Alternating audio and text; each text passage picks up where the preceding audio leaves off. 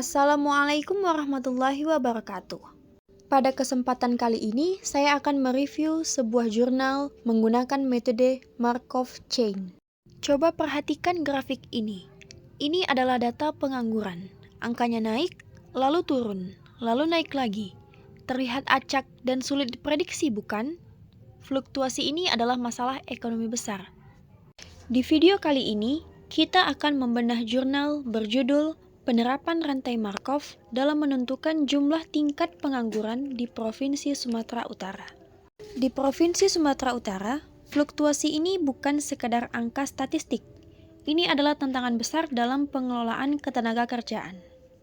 Tingkat pengangguran yang tidak stabil dan sulit diprediksi dapat menimbulkan dampak berantai yang serius, mulai dari peningkatan angka kemiskinan, melebarnya ketimpangan sosial, hingga penurunan produktivitas ekonomi suatu wilayah. Pertanyaannya, apakah fluktuasi yang terlihat acak ini benar-benar acak, atau adakah pola tersembunyi di dalamnya? Bisakah kita memprediksi kecenderungannya di masa depan? Disinilah sebuah penelitian menarik hadir untuk menjawabnya. Tujuan dari penelitian ini sangat jelas. Mereka ingin menganalisis pola transisi atau perpindahan dari tingkat pengangguran menggunakan sebuah alat matematika yang canggih bernama Markov Chain atau rantai Markov. Tujuannya adalah untuk memperkirakan tren jangka panjangnya. Dan apakah manfaatnya? Manfaatnya tentu sangat besar. Jika kita bisa memahami polanya, kita bisa menyediakan informasi prediktif. Informasi ini bisa digunakan oleh pembuat kebijakan seperti pemerintah daerah untuk merumuskan strategi penanggulangan pengangguran yang lebih tepat sasaran dan berbasis data, bukan lagi sekedar tebak-tebakan. Sebelum kita masuk ke perhitungan, kita perlu samakan frekuensi. Apakah itu rantai Markov? Pertama, rantai Markov adalah bagian dari proses stokastik. Itu istilah canggih untuk proses yang mengandung keacakan. Cuaca, harga saham, dan pengangguran adalah contoh proses stokastik. Rantai Markov adalah tipe khusus dari proses stokastik. Sederhananya begini, peluang rantai Markov untuk pindah ke kondisi di masa depan hanya bergantung pada kondisinya saat ini, tidak peduli bagaimana ia sampai di kondisi itu. Yang kedua, yaitu probabilitas transisi. Ini adalah peluang perpindahan. Seberapa besar peluang state cerah berubah menjadi hujan besok, itulah probabilitas transisi.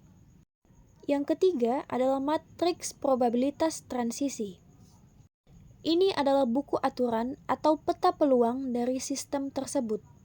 Ini adalah sebuah tabel atau matriks yang merangkum semua probabilitas perpindahan dari setiap state ke state lainnya.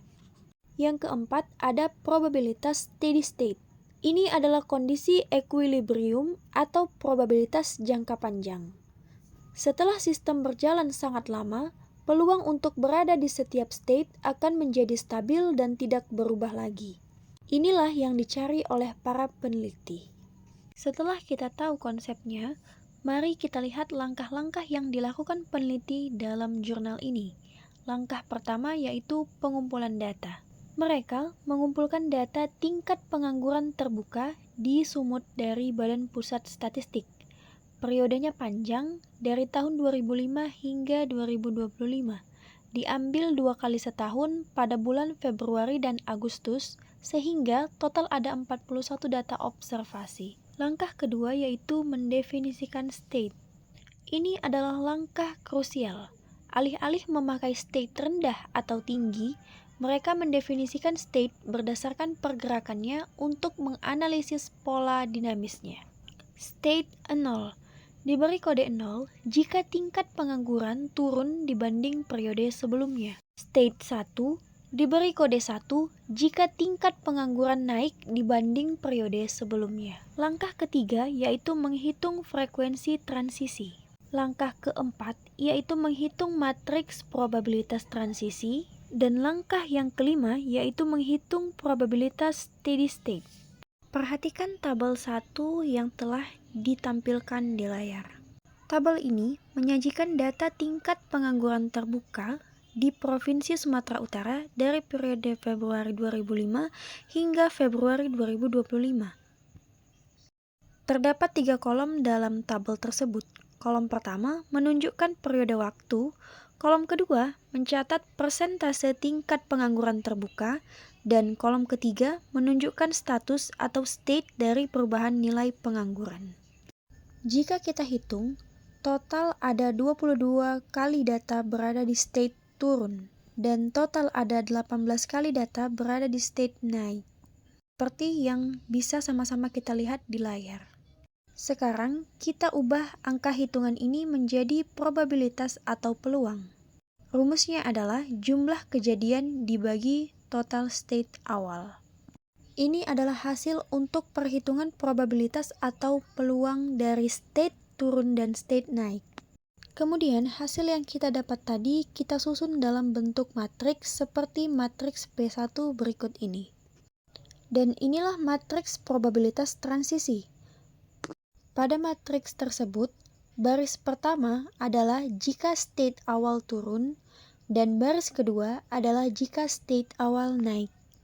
Jika pengangguran sebelumnya turun, maka peluang akan tetap turun pada periode berikutnya adalah 45,45% dan naik 54,55%. Namun, jika pengangguran sebelumnya naik, maka peluang akan turun pada periode berikutnya adalah 66,67% dan tetap naik hanya 33,33%. Hal ini menunjukkan bahwa walaupun pengangguran sempat naik, kecenderungan sistem adalah kembali ke penurunan. Selanjutnya, perhitungan matriks probabilitas n-step memperlihatkan bagaimana probabilitas transisi berkembang seiring waktu. Pada P2, probabilitas untuk turun dari kondisi sebelumnya yang turun meningkat menjadi 56%, sedangkan dari kondisi sebelumnya yang naik adalah 52%. Pada P3 dan P4, nilai-nilai probabilitas mulai stabil dengan kedua keadaan dari turun atau naik menunjukkan probabilitas yang hampir sama, yaitu sekitar 54% untuk turun dan 44% untuk naik.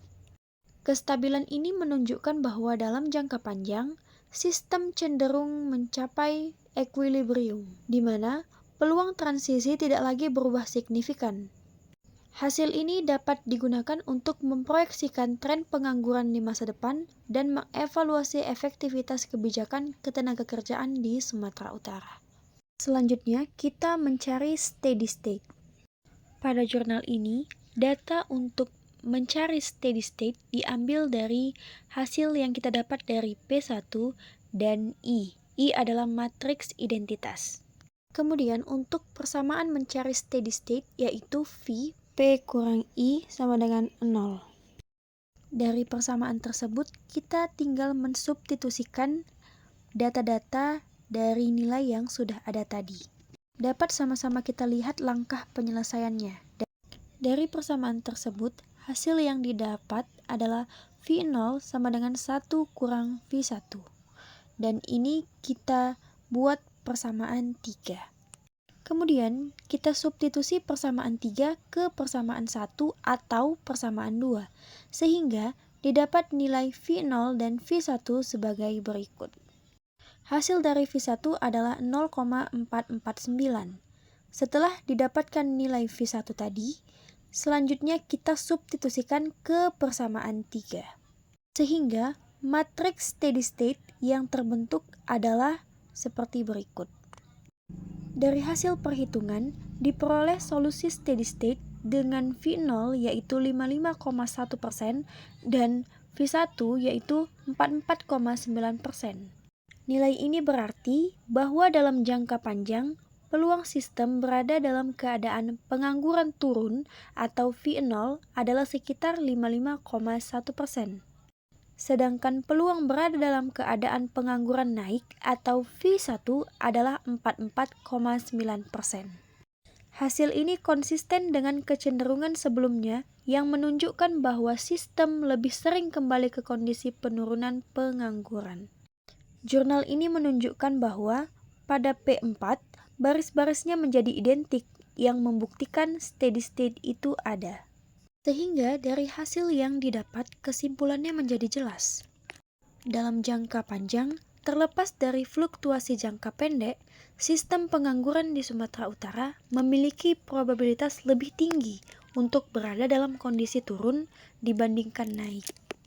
Ini menunjukkan bahwa sistem ini secara alami cenderung menuju kondisi penurunan pengangguran. Jurnal ini membuktikan bahwa rantai Markov atau Markov Chain adalah alat yang efektif untuk menemukan pola tersembunyi dalam data yang acak dan memberikan kita wawasan prediktif yang sangat berharga. Jadi, matematika bukan cuma soal angka di atas kertas. Ia adalah alat yang bisa memberi kita wawasan mendalam tentang dunia di sekitar kita.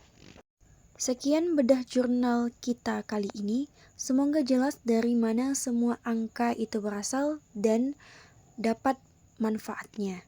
Terima kasih sudah menonton. Saya Khairunisa Ani Putri pamit undur diri. Sekian. Wassalamualaikum warahmatullahi wabarakatuh.